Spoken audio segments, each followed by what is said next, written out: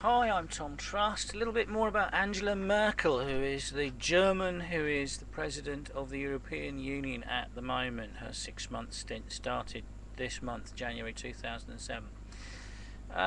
She's been in Davos. I think she probably still is, because today's date is the 27th of January.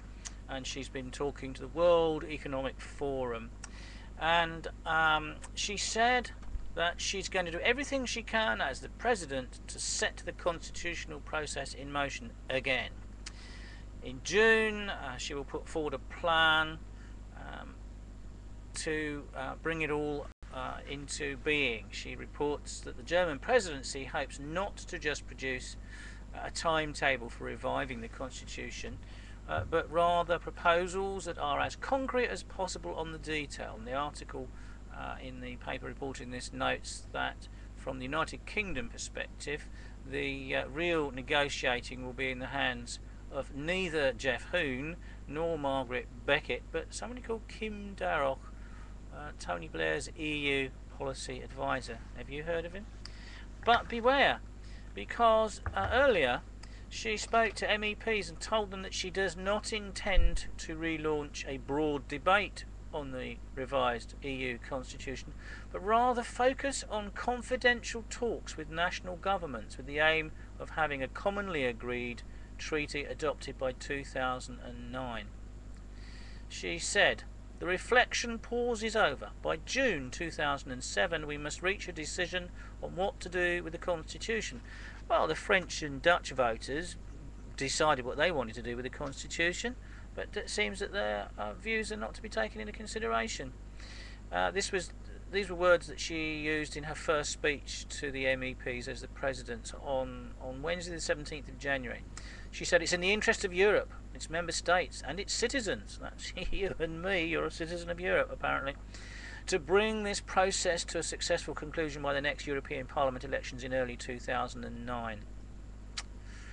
She's planning to launch initially confidential talks with her counterparts from other member states and draw a list of their objections to the original treaty, which was rejected by the French and Dutch voters in 2005. She wants to find out where the differences lie. She wants no public debate at all, but President of the Green Group said we need a public debate, we need a convention, we need a vote. But Mrs Merkel replied she did not view the EU Parliament as a bright light chamber as opposed to a dark chamber symbolised by national governments. Ooh, we all understand what she's saying there, I don't think. She stressed that as elected leaders, you see, these governments also represent the European citizens. She's got this thing about European citizens.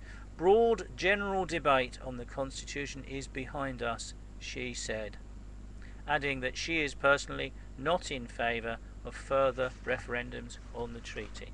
This constitution is designed to firmly embed the European Union as a new state in the world, and it establishes having a foreign minister, foreign policy, common defence policy, all the trappings of a state. Now, okay, United Nations has its ambassadors, but everyone recognises and has done for years that United Nations does a wonderful job, and it's not dedicated towards being a particular government. It's just that sort of supranational body that oversees everything that we do.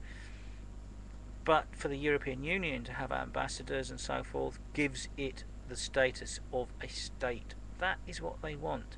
If you don't believe that that is what the European politicians want, then you don't understand what is behind the whole project of the European Union, going all the way back to the 1950s.